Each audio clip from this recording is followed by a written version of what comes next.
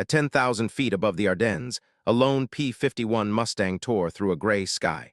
Its engine hummed with the familiar, reassuring growl of the Packard Merlin until a single, piercing flash from an FW-190 cannon shattered the calm. The pilot's voice came over the radio, steady and precise. "I'm losing coolant, fast." No panic, only calculation. White vapor hissed from the belly, twisting into ghostly tendrils as the liquid lifeblood of the Merlin disappeared into thin air.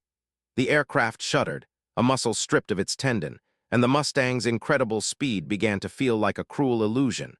Seconds stretched like hours. Every turn, every dive was measured against an invisible clock counting down the inevitable.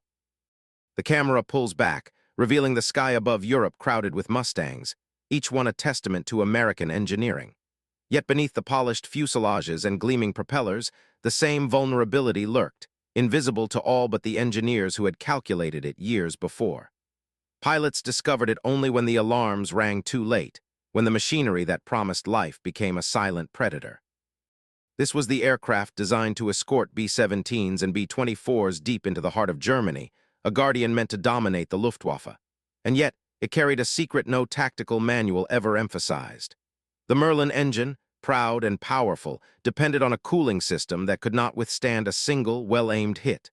One strike to the fuselage, and the Guardian became prey. The Mustang's reputation for speed and agility had overshadowed its fragility. Sleek lines and roaring engines gave the impression of invulnerability. Beneath that aerodynamic perfection, a hidden flaw waited, mounted deep inside the fuselage, where neither pilot nor enemy might guess it existed. It was a flaw that could turn a master of the skies into a passenger of fate.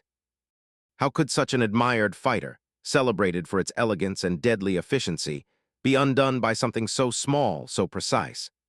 The question haunted every survivor, every engineer, and every historian who later traced the path of those fatal rounds. In that instant, as the vapor trails thickened and the Mustang listed, it was clear. Mastery of the air did not guarantee mastery of life. And somewhere across thousands of miles of battlefield and workshop, another calculation awaited, the one that would determine whether the next Mustang would fall the same way or survive. The Merlin engine was more than metal and oil. It was a liquid-cooled masterpiece, a symphony of pistons and radiators that demanded uninterrupted flow, and cultural imperatives had combined to sanction suffering in ways that could no longer be ignored or justified. For survivors, justice brought a measure of clarity, though not restoration. The tribunals acknowledged the cruelty they had endured and the lives that had been lost, yet no sentence could return months of deprivation, nor undo the psychological and physical toll exacted by captivity. Relief and validation were tempered by the weight of memory. The recognition of wrongdoing illuminated the past, but it did not erase the scars etched upon body and mind. Even as verdicts were read, sentences pronounced, and records filed, the enduring lesson was clear. Human endurance, courage, and discipline had survived systematic cruelty, and testimony itself became a form of resistance, a means of asserting moral authority against the machinery that had sought to erase it. The trials confirmed what had been lived, that even amid overwhelming power and deliberate inhumanity, witness and memory preserve the essence of justice, however partial it may be. And as the last gavel fell in courtrooms across Tokyo, Yokohama, and Guam, the survivors departed with a quiet understanding. Accountability had been achieved, clarity had been restored, but the world they returned to would forever carry the imprint of what had transpired, and the echoes of courage endured would continue to resonate long after the courtrooms emptied.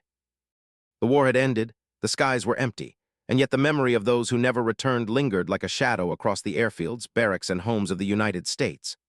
Over 500 B-29 crewmen had been lost, airmen whose aircraft had vanished over Japan, whose fates were obscured by distance, secrecy, and the chaos of conflict. Their absence was a silence felt in every base, in every household, in the quiet conversations of families who had prayed for news that would never come. Many remain listed as missing, their burial sites unknown. Official records contain only fragments, last known coordinates, eyewitness accounts, and post-war investigative reports. For historians, each note represents both a clue and a tragedy. For families, it represents an absence that no documentation can truly fill. The men who had ascended into the sky with duty and courage never returned to the world they left, leaving behind a void that could not be reconciled with reason alone. Letters arrived in homes long after the last mission, each carefully phrased but often revealing nothing. Families read between the lines, parsing phrases that suggested survival, uncertainty, or danger, yet offered no concrete answer. The correspondence was an echo of the bureaucracy that had guided both life and death for these airmen, a record of procedural care that collided painfully with the human desire for certainty. Every unopened envelope, every returned message, carried the weight of months and years of unanswered questions.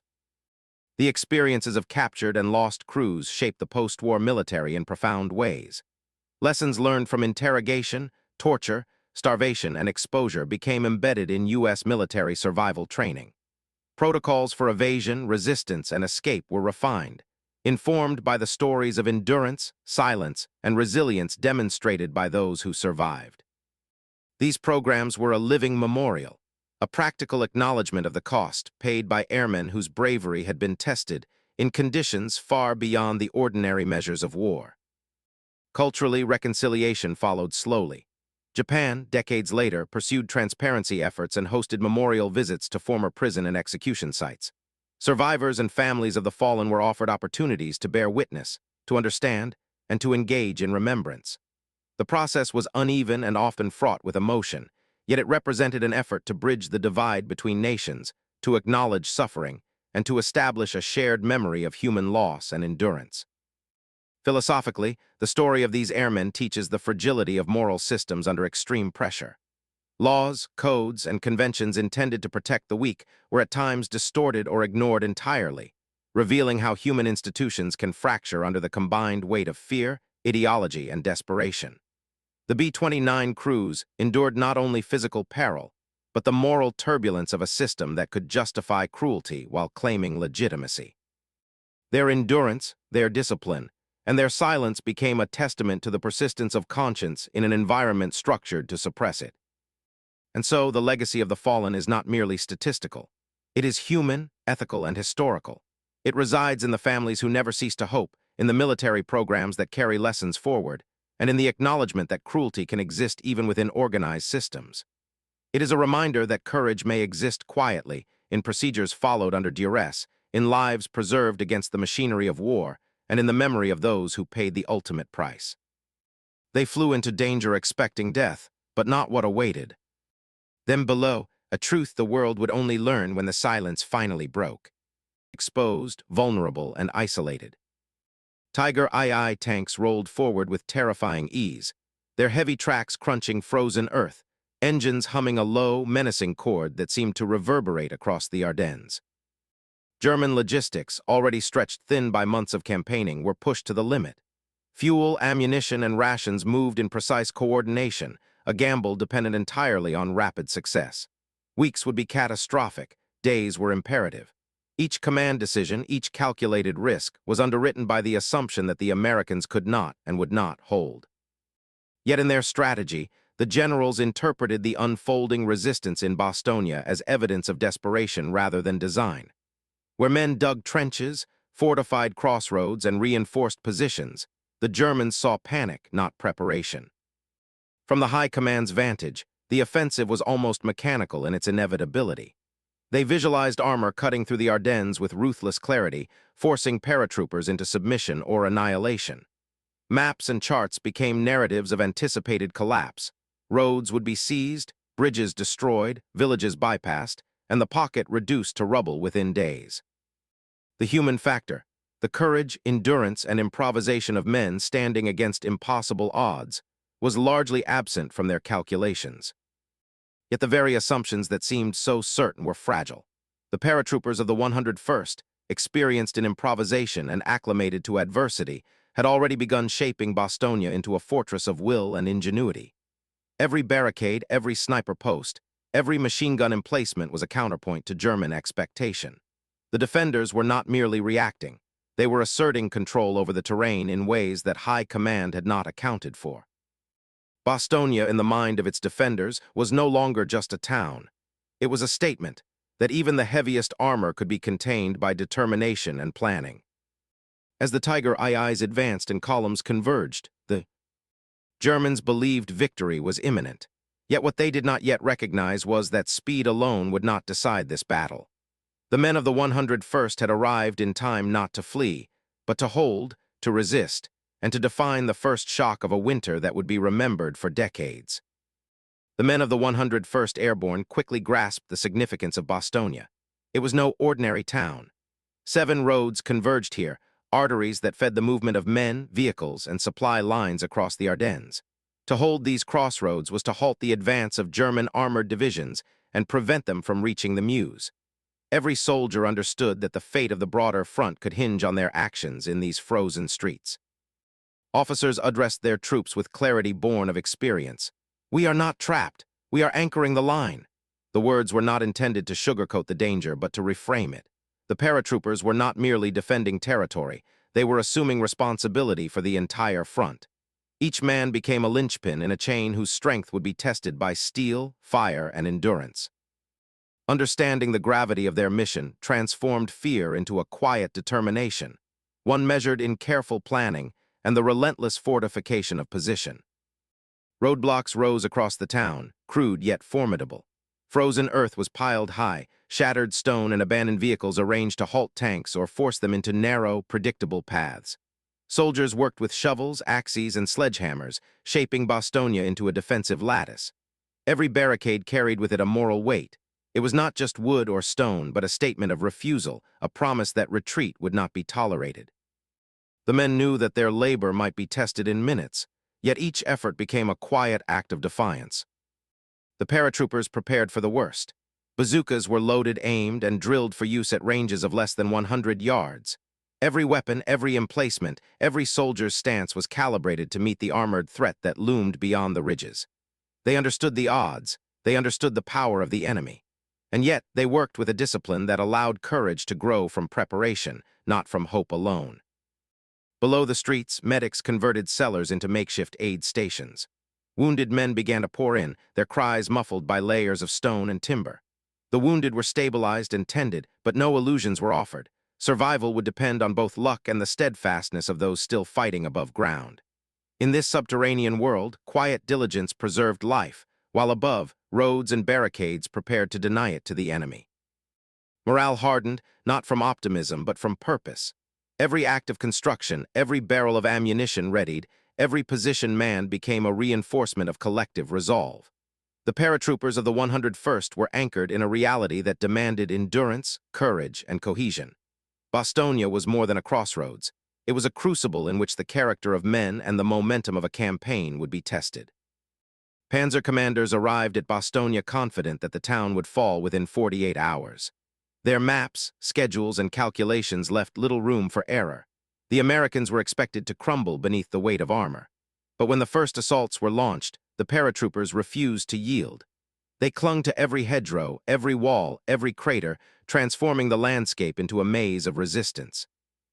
Each position taken was a calculated defiance, and each moment of resistance chipped away at the certainty of German planning. Assault after assault met with failure. German officers, accustomed to rapid breakthroughs, were forced to reroute units, navigating around the stubborn pockets of American defense. Paths that should have offered clear advance became obstacles of fire and steel. Every detour strained supply lines already stretched thin. Fuel shortages, once manageable, deepened with every unexpected turn. Tanks stalled in snowdrifts and rutted roads, their engines growling in frustration as the ground froze and cracked beneath them, immobilizing machinery designed for speed. Winter long considered a rifle into one of the most enduring platforms in military history. The M16's various upgrades, the M16A1, A2, and later models, would emerge as reliable, versatile weapons adopted by armies around the world. The innovations that had once seemed to betray the soldiers in Vietnam were refined and perfected, making the M16 a trusted tool for countless military engagements. The rifle's transformation from failure to reliability became a testament to the resilience of those who worked to fix it, and the soldiers who continued to rely on it, despite its tumultuous past. But despite its eventual success, the early years of the M16 remained a shadow in its legacy. For all its later triumphs, history remembers the failures with a quiet ache for what could have been avoided. The lessons of the M16's early years were painful ones, learned too late to spare those who fought in Vietnam. The rapid pace of technological progress had clashed with the slow, steady march of caution and thoughtful judgment. The M16 was a reminder that while technology can change quickly, the consequences of human decisions rarely do. The early mistakes, the rushed deployment, and the political pressure that drove them, these would be part of the rifle's story, part of the history that would never fade. The M16, a weapon meant to save lives, had instead become a tool that taught a harsh lesson in the value of caution and preparation. Its flaws, revealed in the heat of battle, would shape military policy for decades to come. The story of the M16 was not just one of technological advancement. It was one of accountability, of understanding that ambition must be tempered with humility. The lesson it imparted was one America would never forget, that while innovation can pave the way for the future, it is only through experience, reflection, and care that true progress is made. But what they didn't know was that even as the M16 was reshaped into a symbol of modern military success, a new generation of challenges would soon test its legacy. Would the lessons learned from its troubled past be enough to meet the demands of the future? Or would history repeat itself, this time with a different weapon and a different set of assumptions? When Melissa stepped back, the judge turned to Blake. "Mr. Morgan, your response." Blake rose with calm assurance, a slight smile curling at the corner of his mouth, the smile of a man holding a hidden ace. "Your Honor," Blake began, "the petitioner's claims are not just exaggerated, they are deliberately misleading. My client is fully competent, and we have evidence." He pressed a button on his tablet. "I'd like to play an audio recording." Andrew stiffened. Melissa's shoulders jerked. The courtroom speakers crackled for half a second. Then Andrew's voice exploded through them, raw, unfiltered, furious. "Your money belongs to me, you old fool." A collective gasp rippled through the room. A woman in the gallery covered her mouth. Even the court stenographer paused, fingers hovering midair. The recording continued. Andrew's escalating rage, Melissa's false sympathy, the manipulation woven into every word. The judge's face hardened with every second. When it ended, silence swallowed the room. Andrew stared straight ahead, pale as paper. Melissa's hands trembled, but not from emotion. Rage simmered beneath her composure. She shot Walt a look that could have cut steel. Blake let the silence burn before he spoke again. "This does not sound like a concerned son. This sounds like financial coercion." The judge nodded slowly. "Agreed. Do you have further evidence?" "Yes, Your Honor, Detective Doyle does." Detective Corinne Doyle rose from her seat near the back and approached the stand. She carried the folder containing Melissa's forged doctor reports, documents the guardianship filing had relied on. "These," Doyle said clearly, laying them out one by one, "were submitted as medical evaluations of Mr. Jennings. They are fake. The listed physician did not write them. The signatures were forged, and the content matches a known fraud pattern associated with Mrs. Melissa Jennings." A murmur swept through the courtroom.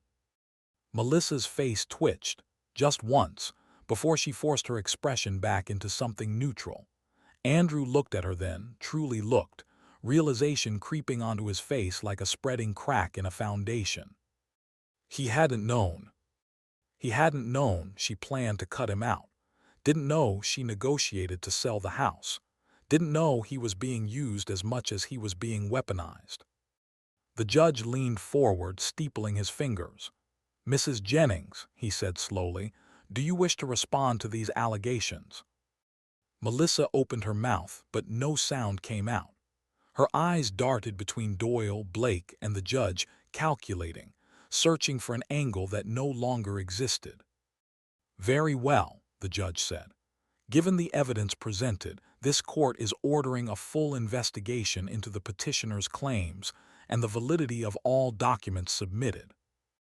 He paused, gaze landing directly on Andrew. "And until that investigation is complete, the guardianship petition is suspended."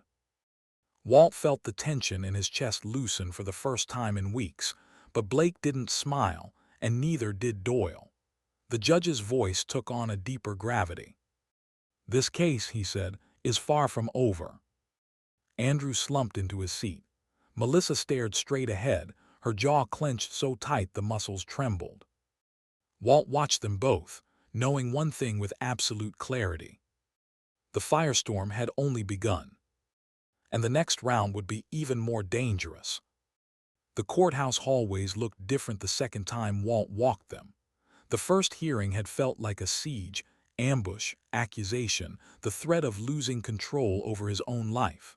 But today carried a quieter tension, the kind that comes before a decisive shift.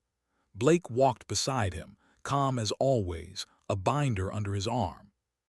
The judge ordered an independent evaluator who has no connection to either side, Blake reminded him. This is good. No bias, no manipulation, just facts. Walt nodded, though he didn't need reassurance. For weeks, he had lived under a cloud of fabricated decline, treated like a man shrinking into confusion. But he knew his mind was still sharp, and after everything Andrew and Melissa had done, he was ready to prove it. Inside a small evaluation room, the court-appointed specialist, a woman in her 50s with clear eyes and a firm handshake, introduced herself. She administered memory tests, reasoning problems, financial judgment scenarios, orientation questions, assessment interviews.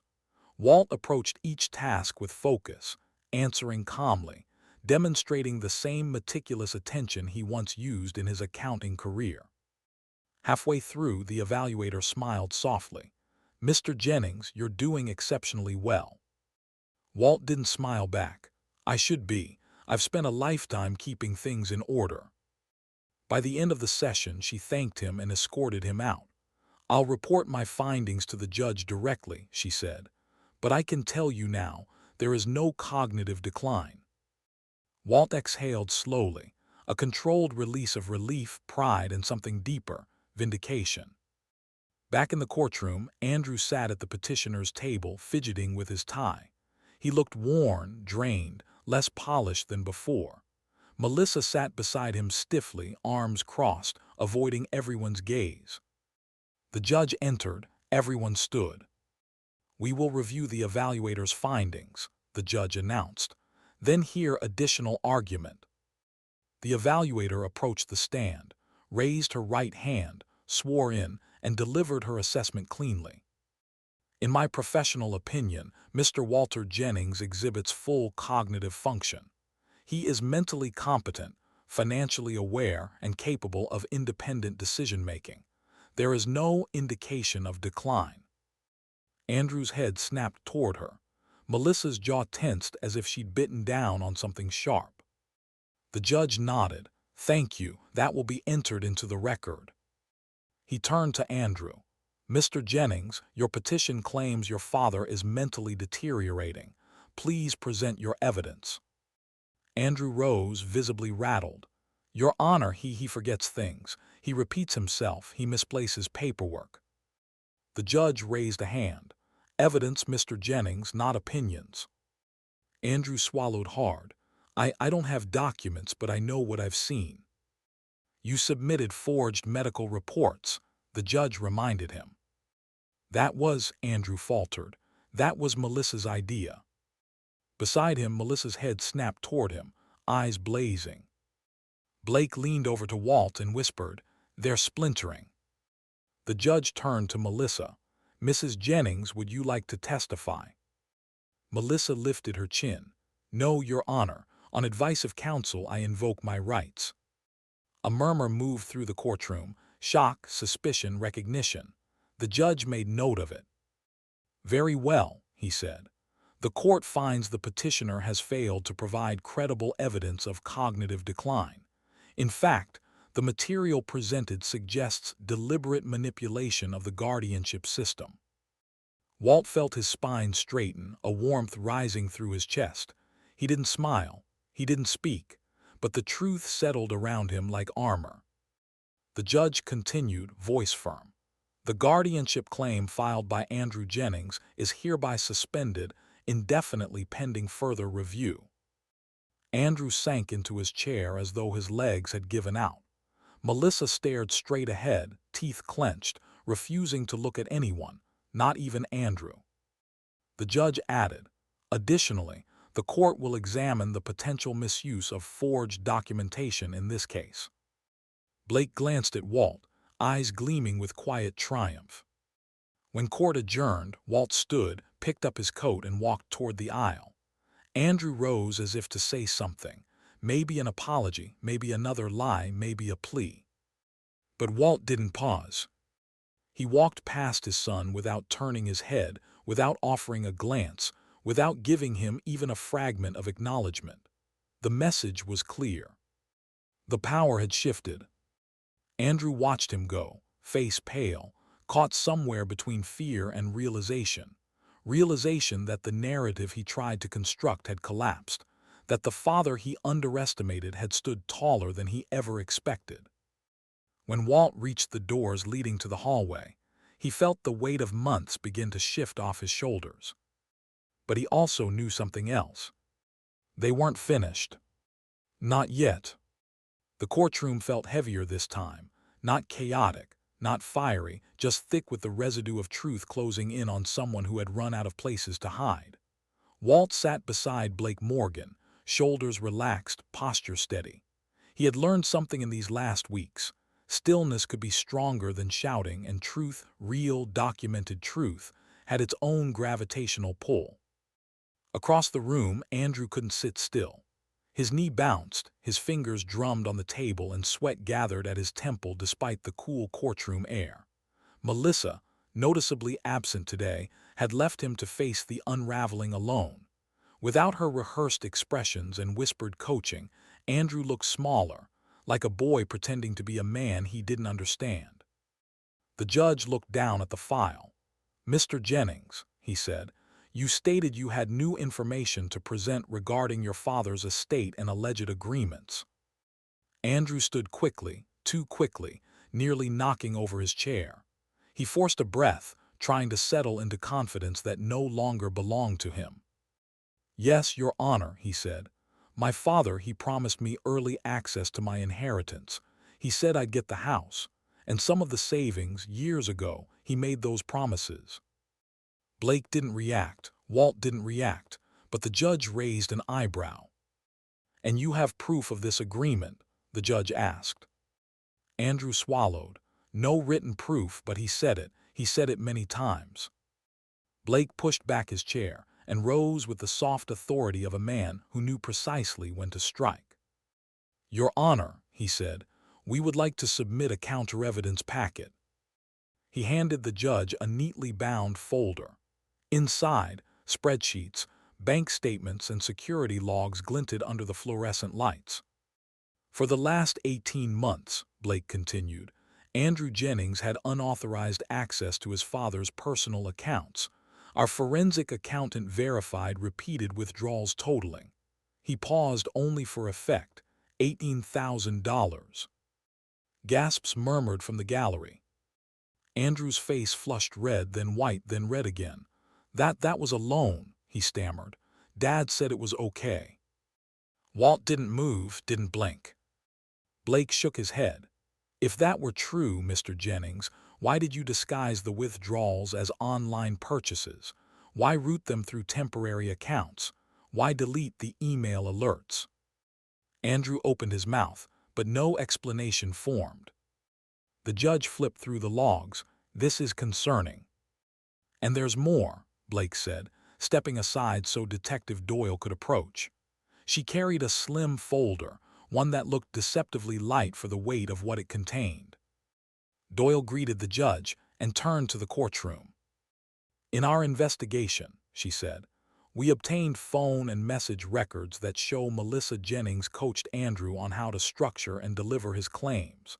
She instructed him on phrases to use, symptoms to describe, and how to exaggerate normal behaviors into signs of cognitive decline." She handed copies to the judge. "In one message," Doyle continued, "Melissa wrote, stick to the memory angle. Say he forgot bills, say he repeated things. Judges fall for that." Another rustle of shock filled the room. Andrew shook his head violently. "She only meant she was helping, she didn't." His words collided with each other, collapsing before they could form a defense. Doyle's voice remained steady. "Mr. Jennings, do you deny your wife coached you?" Andrew ran a hand through his hair, wild and panicked. "I know, yes, she just, look, I'm trying to protect my dad. He promised me things, he owed me. You don't understand." The judge leaned back. "Mr. Jennings, you've provided no proof of any promise, but we do have proof of theft, coercion, and attempts to deceive this court." Andrew's breath quickened. The walls of the courtroom seemed to close in. That was when Walt finally spoke. He rose only slightly enough for his voice to carry. Calm, controlled, a tone grounded in heartbreak, not anger. "Andrew," he said softly, "I taught you better." The words struck harder than any accusation. They weren't loud, they weren't sharp, but they were devastating. Andrew froze, tears suddenly welling in his eyes. He shook his head like he could outrun the truth closing in. "No, Dad, you don't get it. I need it." He blinked rapidly, but the lies still came, reflex, habit, desperation. "She told me it was the only way. I didn't mean to. You forced me to." His sentence broke apart, incoherent. The judge watched him with a stern, measured expression. "Mr. Jennings," the judge said firmly, "this court has serious concerns about your behavior. Continued dishonesty in these proceedings may result in criminal charges." Andrew sank into his seat, trembling, eyes darting between Walt, the judge, and the floor as if searching for some place safer to look. But there was no safe ground left. Blake sat back down beside Walt, exhaling slowly. "The tide's turned," he whispered. "He's losing his narrative." Walt didn't answer. He watched his son, broken, cornered, unraveling, and felt a weight settle in his chest. Not victory, not satisfaction. Just the solemn recognition that truth, once released, couldn't be put back in the box. And the consequences were only beginning. The sun had barely set when the pounding began, fierce, uneven blows that rattled the front door like someone was trying to break it off its hinges. Walt had just finished washing dishes, the soft clinking of plates replaced by the violent echo of fists slamming wood. He froze. He knew that rhythm. He'd heard it half a dozen times since the guardianship filing, the knocking that wasn't knocking, the pounding of a man who came demanding, not asking. He stepped toward the door cautiously. Through the window's edge, he saw Andrew swaying on the porch, his posture sloppy, his movements jagged. Even from inside, the stench of alcohol seemed to seep through the glass. "Dad," Andrew shouted, slapping his palm against the doorframe. "Open up, we're talking now." Walt didn't unlock it. "Andrew, go home, you're drunk." Andrew laughed, a broken, bitter sound. "Yeah, I'm drunk because of you, because you ruined everything." He slammed the door again, harder this time, rattling the pictures on the wall. "You destroyed my marriage," he shouted. "Do you hear me? You destroyed it." She left. She packed her bags and left because of what you did in court. Walt's heart tightened. "Andrew, Melissa didn't leave because of me. She left because you found out who she really was." "That's a lie," Andrew barked. "You turned the judge against us. You made her look guilty, you." His words slurred into each other, anger melting into grief and then back into fury. Before Walt could respond, a car screeched to a stop outside. Headlights washed across the yard. A door slammed. "Melissa." She stepped out wearing a tight coat, makeup smudged, eyes wild with a mix of rage and desperation. She stormed up the lawn toward Andrew, grabbing his arm. "What are you doing here?" she hissed. "You're ruining everything." Andrew yanked his arm free. "Me? You lied to me. You tried to sell his house without telling me. You were going to cut me out." Melissa's face contorted. "You idiot. You were supposed to keep quiet. You were supposed to hold it together." "I lost everything because of you," Andrew screamed. "You lost everything because you're weak," she fired back. Their shouting escalated like gasoline meeting a flame. Within seconds, Andrew shoved her. Melissa shoved back harder. It spiraled into a frantic, messy fight, arms flailing, voices cracking, the kind of chaos that belonged in police reports, not suburban front yards. Walt stepped onto the porch, hands raised. "Stop, both of you, this isn't helping anything." Melissa turned on him instantly. "This is your fault, you manipulative old bastard. You want him to hate me." Andrew lunged at her again, stumbling, grabbing her coat. She slapped him across the face. He shoved her backward and she fell into the damp grass, screaming curses. At that moment, Carl Benton came rushing out of his house, phone already recording. "Hey," he shouted. "Enough, Walt, stay back." Seconds later, another car pulled up, Detective Doyle's cruiser. She stepped out fast, hand on her holster but not drawing, assessing the situation with the speed of someone who'd seen domestic violence unravel in seconds. "Enough," Doyle barked, voice sharp like a cracking whip. "Both of you step away from each other." Andrew stumbled backward, chest heaving. Melissa scrambled to her feet, hair wild, eyes darting like an animal cornered. Doyle pointed at Andrew. "You, hands where I can see them." Andrew complied, shaking. Then she turned to Melissa. "Melissa Jennings, step forward." Melissa scoffed. "Why, I didn't do anything, he assaulted me." Carl lowered his phone. "Detective, I got it all on video." Doyle didn't even need it. She looked Melissa dead in the eye. "We already have more than enough. The forged documents, the attempted financial theft, the break-in, the deleted recordings." Melissa's face drained of color. "You're under arrest for fraud and attempted exploitation of a vulnerable adult," Doyle said, reaching for her cuffs. "No, no, you can't do this, Andrew, tell her, Andrew." Melissa shrieked as Doyle pulled her arms behind her back. But Andrew didn't move. He just stood there, deflated, watching the only person he thought he could rely on being taken away in handcuffs. As Doyle guided Melissa toward the cruiser, Andrew suddenly pointed a shaking finger at Walt. "This isn't over," he said, voice ragged. "You hear me? A judge is gonna make this right. You can't just erase me. You'll regret this." Walt looked at him, not with anger, not even with fear, just a hollow sadness that settled deep in his bones. "I never wanted this, Andrew," he said quietly, "but you didn't give me a choice." Andrew blinked, his expression collapsing into confusion, grief, fury, none of it forming into anything coherent. He stumbled backward toward his car, hands trembling, eyes glassy. Carl stepped beside Walt, steady as a pillar. "You did what you had to," Carl murmured. Walt didn't answer. He watched the cruiser door shut on Melissa, watched Andrew sway beside his car, watched the remnants of his family fracture under the weight of their own choices. Heartbroken, but resolute. Because tomorrow, the legal fallout would begin. And this was only the final spark before the explosion.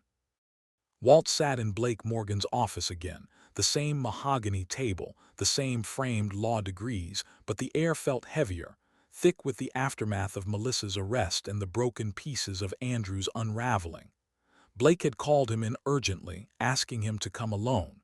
No explanation, no hint, just a tone in his voice Walt had never heard before, something between gravity and apology.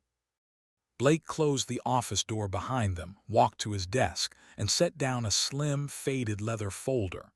It looked old, older than Blake, older than Walt's own retirement papers. The edges were worn, the leather cracked, as if it had waited decades to be opened again. "Walt," Blake said, pulling out the chair across from him, "I need you to sit." Walt did, slowly. Blake took a breath. "What I'm about to show you, your father intended for you to know eventually, but he asked me to keep it sealed until certain conditions were met." Walt frowned. "My father, Blake, Dad's been gone 40 years. "I know," Blake said, "but he planned for the long game." He opened the folder. Inside were documents stamped with dates from the early 1980s, bank statements, letters, account authorizations. Walt leaned forward, heart tightening as he saw the signature at the bottom of the first page. "Tom Jennings." His father. Blake slid the top sheet toward him. Walt, your father left you a second inheritance account, separate from the one you already received when he passed.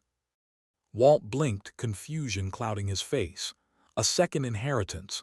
Why didn't I know about it? Because he didn't want Andrew to know, Blake said quietly. He feared what your son might become, even back then. Walt's breath hitched. Blake continued, voice gentle but unwavering. Your father asked me to keep this sealed until either you turned 70 or until Andrew displayed behavior proving Tom's concerns were justified. Walt stared at him, stunned. He predicted this. He predicted all of this. Blake nodded slowly. He wrote you a letter. He pulled out an envelope, yellowed at the corners. Walt recognized the handwriting immediately. His father's sharp, deliberate cursive. His throat tightened as he unfolded the paper. Walt, the letter began, you have always been a better man than me, patient, forgiving, generous to a fault. But your kindness could one day be your undoing. I see something in Andrew, a hunger for what he has not earned, a belief that what is yours is his by right. I pray he grows out of it, but if he does not, then this account is my protection. One day your salvation. Walt's eyes blurred. He kept reading. You must never tell him about this money. Not until he proves he values you more than he values what you leave behind. The words cut deeper than any wound Andrew had inflicted, because this wasn't recent. This wasn't sudden. This was a shadow his father had seen long before Walt ever knew to look. He lowered the letter, hands trembling. I failed him, Walt whispered. I didn't teach him right. I didn't correct him early enough. Blake shook his head softly. Tom didn't think you failed him. He thought you loved him more than he deserved. And maybe that was the problem. Walt closed his eyes, letting the grief wash over him. A grief not for the money, but for the decades of blindness, the years of hope that Andrew would become someone else, someone better. How much is in the account? Walt finally asked. Blake hesitated only a moment. As of last month's calculation, $3.2 million. Walt didn't speak, couldn't. The number didn't feel real, not because of its size, but because it represented his father's distrust, his foresight, his warning. A knock on the office door interrupted the silence. A court clerk stepped in, handing Blake a new envelope. For the Jennings hearing, sir. Blake thanked him and opened it. Inside was the judge's written notice regarding Andrew's petition. Blake scanned it, then looked up at Walt. He's barred. Walt blinked. Barred from what? From accessing any part of your estate, Blake said. Present or future. The judge says Andrew's behavior disqualifies him from serving as guardian, beneficiary, advocate, or executor, permanently. Walt felt something settle inside him. Not triumph, not satisfaction, but a deep, heavy finality. A door closing that he had spent years trying to keep open. But the news didn't reach Andrew gently. An hour later, Andrew burst into the courthouse conference room where Walt and Blake were reviewing filings. His face was flushed, eyes red from crying or anger, likely both. You hid money from me, Andrew shouted. $3 million. You kept that from me my whole life. Blake stood protectively between them, but Walt raised a hand. Andrew, he said quietly, your grandfather kept it from you, not me. Andrew staggered backward, shaking his head violently. No, no, you don't get to do this. You don't get to shut me out. I'm your son. Walt met his gaze, steady, sorrowful, unwavering. And you tried to take everything from me. Andrew's face crumpled. You don't understand, he whispered hoarsely. I needed it. I thought it would make everything right.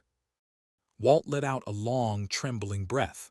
Money doesn't make a man right, Andrew. Character does. Andrew sank into a chair, burying his face in his hands, shoulders trembling. He looked broken, not because of the money itself, but because the last thread of his imagined entitlement had snapped beyond repair. The judge's order lay on the table between them, a line drawn in ink, final and unquestionable. Andrew had no access to the inheritance, to the house, to anything. Blake closed the folder and looked at Walt. This changes everything. You're protected now. Walt nodded slowly. For the first time, he finally saw it clearly. Not just who Andrew had become, but who he had always been. And who Walt needed to be moving forward. The courtroom battle wasn't over yet. But the power had shifted forever. The courthouse felt strangely quiet the morning Walt filed the no-contact order. Not hostile, not heavy, just quiet. As if even the walls understood what this moment meant for him. Blake walked beside him carrying a thin stack of finalized documents, but the emotional weight of them was far from thin. "You're sure you want this permanent?" Blake asked gently as they reached the clerk's counter. Walt nodded. "I've been sure for a long time, I just wasn't ready to admit it." The clerk reviewed the paperwork, stamped each page with a loud, decisive thud, and slid copies back across the counter. "Mr. Jennings," she said, "once this is processed, Andrew and Melissa are legally barred from contacting you in any form. Phone calls, visits, messages, anything becomes a criminal violation." Walt breathed out slowly. It wasn't relief. Not yet. It was something closer to release, the loosening of a rope that had been wrapped around his chest for months, pulled tight by betrayal and heartbreak. "Thank you," he said and meant it. As he stepped outside into the cool mid-morning air, clouds drifting lazily overhead, Walt felt the magnitude of the moment settle over him. He had severed the last tether. The legal war wasn't fully over, but the personal war, the one clawing at his heart, had taken its final blow. He climbed into his truck, dialed his phone, and waited for Blake to pick up. "Next step," Walt said, steadying himself. "Let's finish restructuring the estate." Blake's voice warmed. "Already prepared. When do you want to sign?" "T. Ode," Walt said. "I want everything locked down today." By afternoon, they were seated in Blake's office again, reviewing trust documents, inheritance allocations, and protective clauses strong enough to withstand any future attack, even 1 decade away. "I've divided the assets the way I want," Walt told him. "The primary estate stays in a protected trust, and the second inheritance that needs a different purpose." Blake nodded. "You mentioned charity." Walt looked out the window at the city below, people walking, living, struggling, surviving. "Yes, Martha always said money should help people who haven't had the breaks we did. I want part of the inheritance to fund scholarships, and part to support the youth center." Blake smiled softly. "She'd be proud of that." "And the rest," Walt continued, "goes into the long-term trust, accessible only if I approve it, no one else." Blake nodded. "I'll put everything in motion." Hours later, after the ink dried and the documents were filed, someone knocked on Walt's door just as twilight settled over the neighborhood. Carl Benton stood outside with a folder tucked under his arm and a determined look on his face. "We held a neighborhood meeting," Carl said. "People want you to know they're with you. You're not alone in this." He opened the folder and handed Walt a stack of letters, handwritten notes from neighbors up and down the street. "We've seen you walking your route for years. You're sharp as ever. We heard what Melissa did. We stand with you. Anything you need, Walt, anything."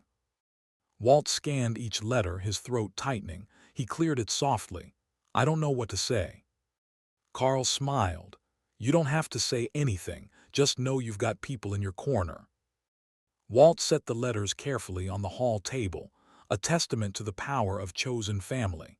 He felt something shift inside him, something warm and fragile, gratitude replacing despair, community replacing isolation. But the consequences for Andrew continued to ripple. 2 days later, Blake called with an update. Andrew's employer was notified of the ongoing investigation, he said. The forged documents, the financial exploitation attempt, it triggered mandatory reporting protocols. Walt closed his eyes briefly. What happened? He lost his job, Blake said, effective immediately. Walt didn't gloat. He didn't celebrate. A father's heart doesn't stop caring just because the son fails. But he also felt no guilt. Andrew's actions had built this outcome brick by brick, choices made in greed, not desperation. After the call, Walt sat on his porch, letting the stillness settle around him. The wind moved through the trees with a softer voice than it had in months. For the first time, he wasn't waiting for footsteps, for pounding on the door, for another ambush. The world felt quieter. Later that evening, Doyle stopped by to check on him, her presence familiar now, steady. "You holding up?" she asked, leaning against the porch railing. "I think I am," Walt said. "Not all the way, but more than before." Doyle nodded. "The law's on your side now. Everything Melissa did, everything Andrew tried, it's traceable, documented, provable. And now that the no-contact order's in place, you have one less front to worry about." Walt exhaled. "I never thought I'd need protection from my own family." Doyle looked at him with compassion instead of pity. "Sometimes the people we trust most are the ones who learn how to cut deepest." Walt turned his gaze toward the quiet street, where the porch lights of neighbors glowed warm and steady. "Do you think it's possible for life to feel normal again?" he asked. Doyle gave him a small, reassuring smile. "Not the old normal, but a new one. Yes, and from what I've seen, you're already starting." She left him with that thought, and Walt remained on the porch, listening to the crickets, the soft rustle of leaves, the calm that now stretched uninterrupted. Peace wasn't fully here yet. But for the first time, it no longer felt impossible. The sky hung low and gray the morning Walt drove to the cemetery, thin winter clouds drifting like slow-moving ghosts over the Richmond hills. The kind of quiet that made every memory feel closer, sharper. He parked beneath the old maple tree Martha always loved, the branches bare now, reaching toward the sky like open hands. Walt walked the familiar path, his breath visible in the cold air. The cemetery wasn't a place of fear for him. It was a place of truth, a place where no one lied, no one demanded, no one betrayed. He stopped at Martha's gravestone, a simple piece of polished granite with her name carved cleanly across it. Martha Jennings, beloved wife, steady heart, 1949–2016. Walt knelt down, brushing a thin layer of frost from the stone with his glove. "Morning, sweetheart," he whispered. The words trembled out of him. "It's been a while." He sat back, the cold seeping through his coat, but he didn't move. He needed her today, needed the silence only she could fill. "I messed up," he admitted softly. "I messed up as a father. I didn't see what Andrew was becoming, or I refused to see it." His voice cracked. "Maybe both." He looked at the stone, imagining her warm eyes, her patient smile, the way she used to rest her hand on his shoulder when he spiraled into worry. "I kept giving him the benefit of the doubt," Walt said, "even when the doubts were all I had left." A wind brushed past him, lifting a few dry leaves. He closed his eyes, breathing it in. "I tried to raise him right," he whispered, "but somewhere along the way something broke in him, and I kept blaming myself, even now." A tear slid down his cheek, surprising him with its warmth in the cold morning. "But I think I'm finally understanding what you always tried to tell me."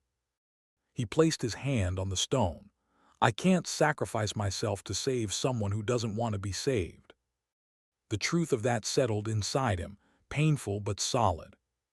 He stayed with her a while longer, speaking quietly about the case, the no-contact order, Melissa's arrest, Blake's support, Carl's loyalty.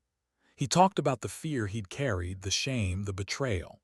And then slowly he talked about the new things, the small shoots of life growing back through the wreckage. He stood only when the cold began to numb his knees. "I miss you," he whispered, "but I'll try to live in a way you'd be proud of." As he walked back toward the car, his phone buzzed with a notification. He hesitated before checking it. An email. From Andrew. Subject: Dad, please read this. Walt sat behind the wheel, staring at the glowing screen. For a long moment he considered deleting it unread, but something, perhaps habit, perhaps a lingering sliver of hope, made him open it. The letter was long. Pages of words, apologies, explanations, denial, regret,